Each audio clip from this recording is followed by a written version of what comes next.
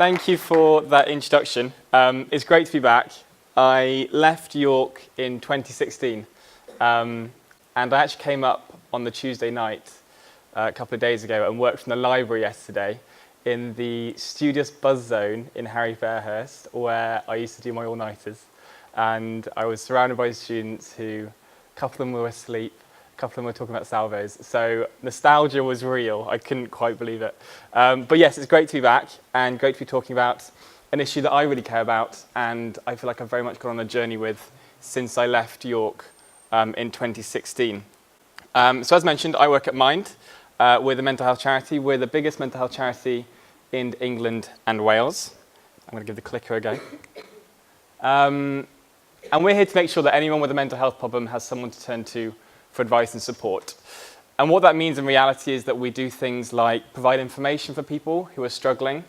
We do lobbying activity with the government, making sure that mental health is on the agenda, which means more than just lobbying for increased funding for frontline services, but ensuring it feeds into all the other issues that mental health impacts on, things like housing, things like benefits. All the way through to local delivery. So we have over 130 local minds around the country who are delivering frontline services to people and making an impact on their lives. But I always think a good place to start, and the font's gone a bit funky, so they're not as jazzy as I thought they would be, but we're going to bear with it, it's fine. It's always good to start with what is good mental health. So the World Health Organization defines it as a state of well-being in which every individual realizes his or her own potential, can cope with the normal stresses of life, can work productively and fruitfully, and is able to make a contribution to his or her community. And that's quite broad, and it's quite difficult to get your head around, but I think what's crucial to take away from this is that mental health is individual to you as a person, and you understand your mental health, and only you can decide what to do with it. But how many people do they actually affect? I think the thing that happens with mental health is because it's not talked about, people don't necessarily know. And so the figure that we go to is that it's 1 in 4. 1 in 4 people have a mental health problem in some way. And that can range from things like depression and anxiety all the way through to phobias, OCD, psychosis, schizophrenia. That's huge. That's a huge number of people that are struggling with their mental health and have a mental health problem. And the reason it's not talked about, as I've already mentioned, is stigma. And people often say that stigma is worse than living with the illness itself. So I'm going to do a fun little exercise with everyone. I'm going to ask everyone to stand up on your feet, if possible. Use those legs. Up you get.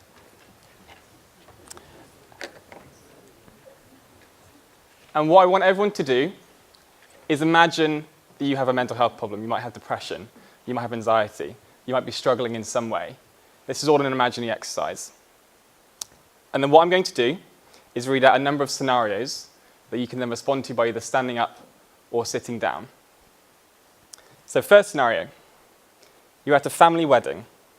The speeches have just finished and you're chatting with the extended family. That annoying uncle, that aunt, your cousins, your grandparents. The conversation moves on to your current health and one of your family members asks how you've been. Remain standing if you feel you're able to open up about your mental health problem and talk to them about some of the difficulties you have faced. Sit down if you brush it off and pretend that you're just fine. That's scenario 1. Scenario 2. You've just applied for a new job at a new organization. It's your dream job. You're maybe your first one out of uni. And you're very excited to hear that you've been shortlisted for interview. In the interview, the discussion moves on to ask about the gap in your CV where you had to take time out from work due to your mental health problem.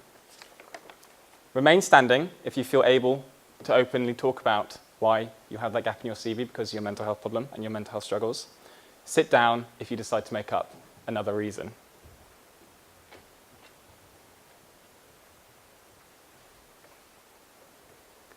Third scenario, you're on a first date. Maybe you're in a posh restaurant in York, you're splashing out. Everything's going well. You've just finished the starters and you're waiting for the main course to be served.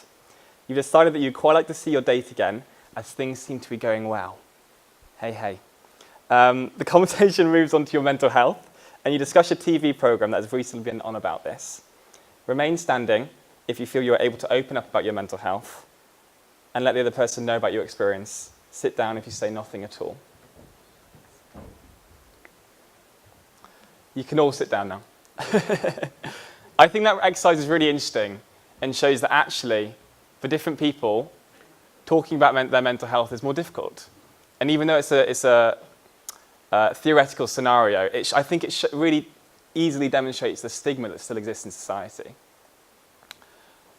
And the last time I did this, someone actually challenged me on that exercise and said that, what if someone doesn't want to open up about their mental health in those situations? Why would I want to tell my aunt about the struggles that I've been facing? Which I think is a valid point, actually. And I think what's key to think about here is that we should all feel able to open up about our mental health in any situation that we want to, and not fear judgment or stigma because of it. You should be able to tell your future employer in an interview that you've struggled with anxiety in the past, and not worry about not getting the job because of it. You should be able to, if you want to tell your family at a family wedding that you've had depression, and these are the ways it's impacting you, and these are the ways that I'm getting support, and not worry about the impact or the stigma or the judgment that you might face.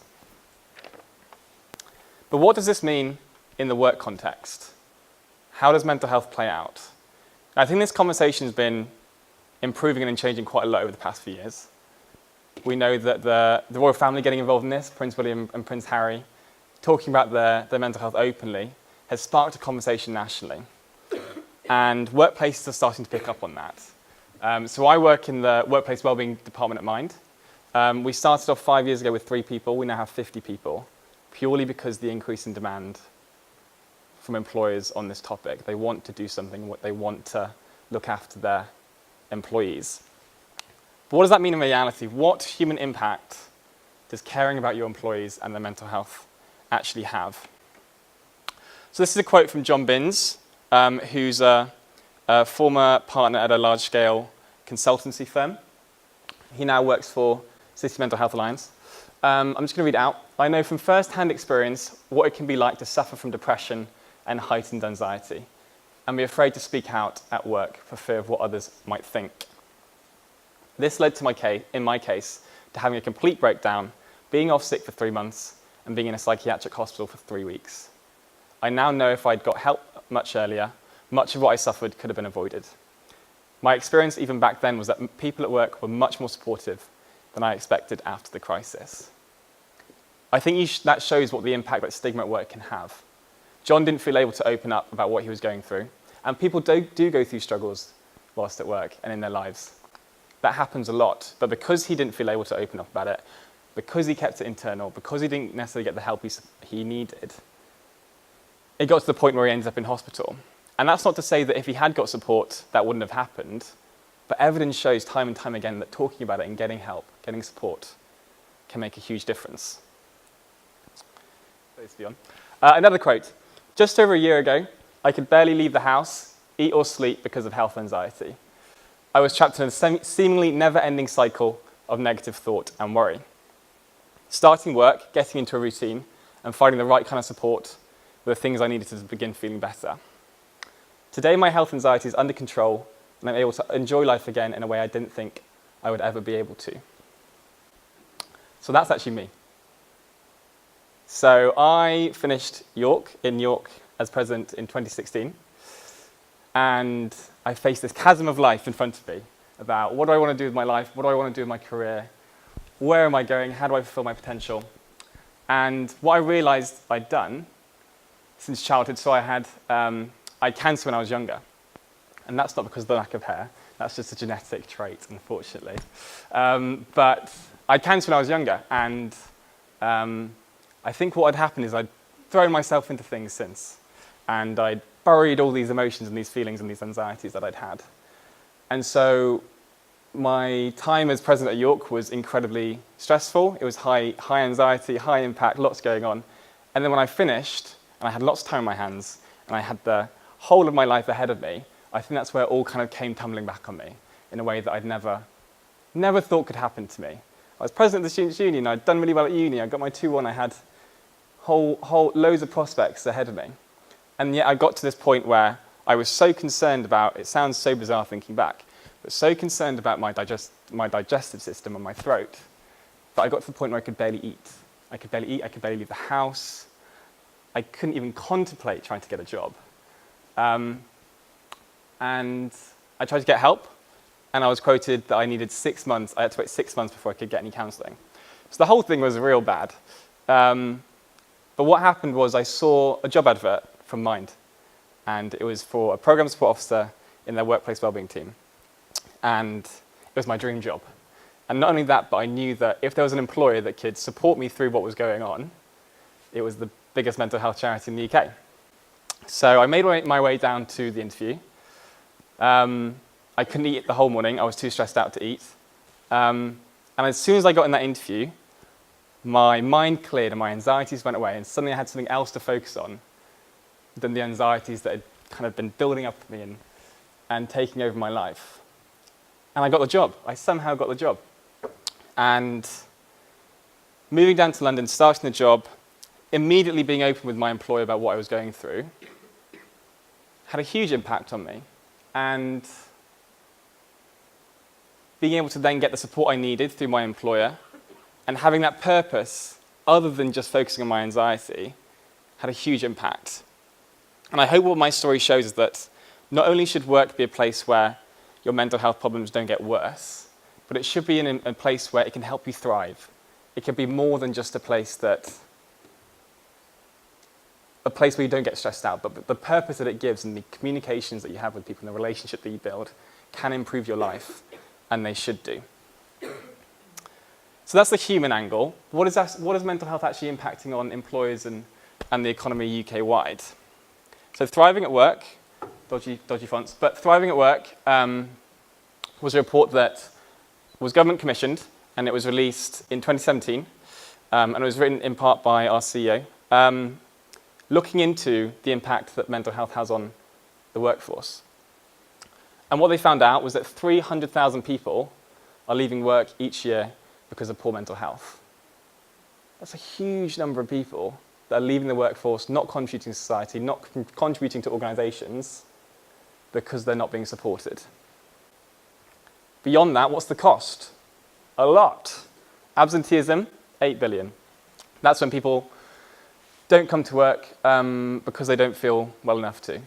Presenteeism, that's people coming to work when they shouldn't do because they don't feel able to be open to their employer about what they're going through. Staff turnover, people leaving, that's huge cost to an employer. If you're training someone up, you're not supporting them, then they're having to leave. 33 to 42 billion pounds to employers in the UK on an annual basis. That's huge. So what should employers be doing to combat this? That says environment at the bottom. It's about creating the right framework, and that involves all aspects of an organisation. From the organisation at the top, which is led by HR and maybe a wellbeing lead, through to the team structures, through management, all the way to the individual themselves. So at an organisational level, Thriving at Work came up with 6 recommendations of what employers should be doing to take this issue seriously and address it. First one, produce, implement and communicate a mental health at work plan. So being honest and open with your employees, showing that you're recognising this is a priority for you and communicating that to people. Secondly, develop mental health awareness amongst employees. By raising awareness, you reduce the stigma. So often people don't talk about this in the workplace because they don't feel confident enough to, or they're worried about what it actually means. Raise awareness. 3, encourage open conversations about mental health and the support available when employees are struggling. We all know that conversations amongst staff, amongst leadership, can have a huge impact on destigmatizing mental health. But beyond that, you shouldn't have to wait as an employee to get really unwell to then ask your employer for support to know where to go. That should be a foundation upon which you kind of are inducted. You know that this support is available if you ever need it. Provide your employees with good working conditions. It's quite vague, but it's hugely important to people and their enjoyment of work and their experience of working life if they don't enjoy where they're working and the environment that they're in. Promote effective people management. This is key. And one of the training courses that we do at Mind is we train up line managers on how to deal with people in their teams who have mental health problems. Because that's often the first person that you will turn to if you have a mental health problem and you need support. And if that manager doesn't respond well, that can have a huge impact on you and whether you feel like you're being adequately supported. 6, routinely monitor employee mental health and well-being. Do surveys, talk to people, find out how they're feeling, find out what you could be doing better. I'm conscious of time, but I'm just going to quickly talk about what managers can be doing as well, because this comes back to the leadership point.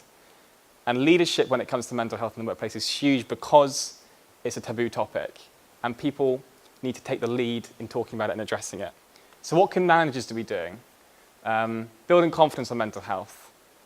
Know that if you have an employee that comes to you that needs support, you know what they're talking about and you know the steps you can take to support them. 2, normalize conversations. Share your own experiences. We find this is so important from top level all the way down.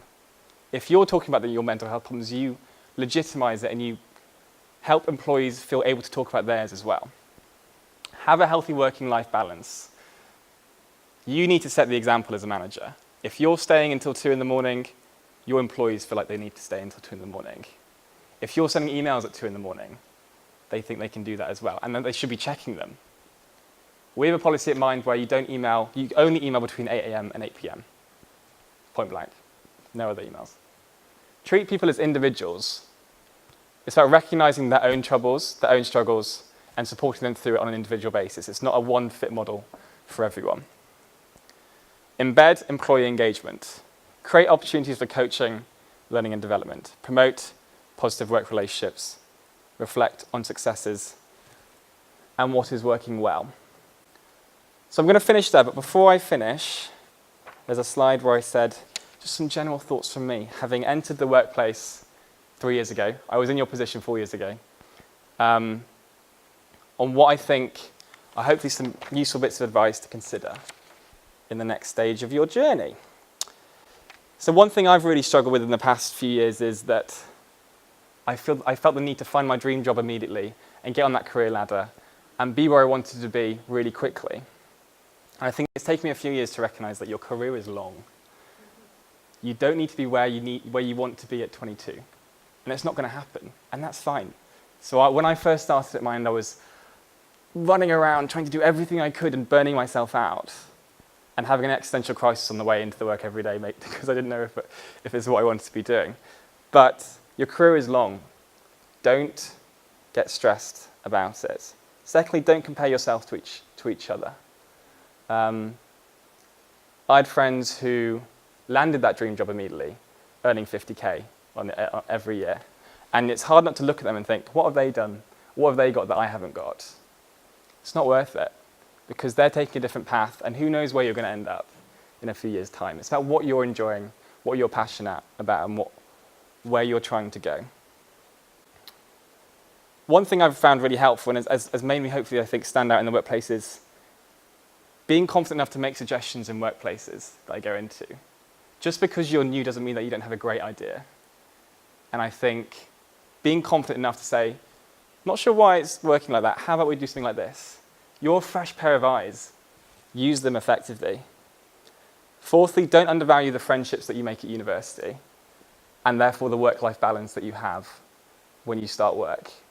Because it can be so easy to get sucked up into the machine of your career and work that you forget that actually one of the reasons university is so great is because you make these friendships and you make these relationships. Sustain them if you can. Find something outside of work to get invested in. I struggled with this for the first year, but I'm now doing a mentoring program in London where I meet up with an 11-year-old kid on a weekly basis and do a fun activity.